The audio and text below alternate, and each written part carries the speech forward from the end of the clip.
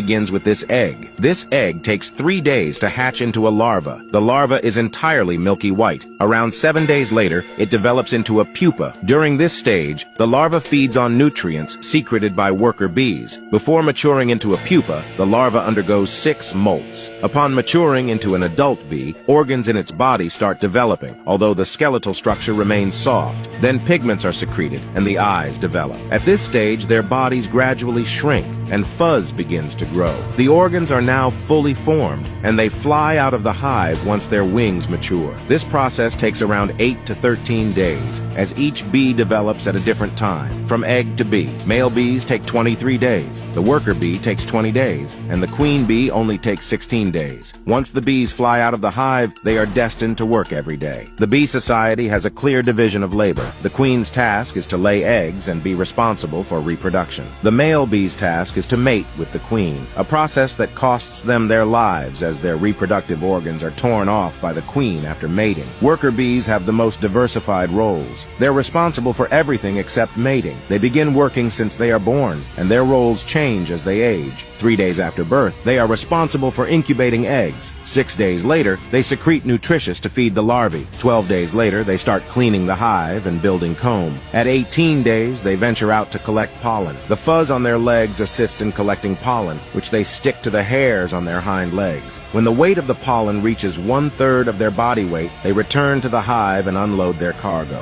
It produces 1 kilogram of honey in its life, means to collect 10 kilograms of nectar, covering a distance of 320,000 kilometers, equivalent to circling the Earth 8 times. This high-intensity work results in a short average lifespan of only 30 days, but it's better than being killed by the queen bee after mating.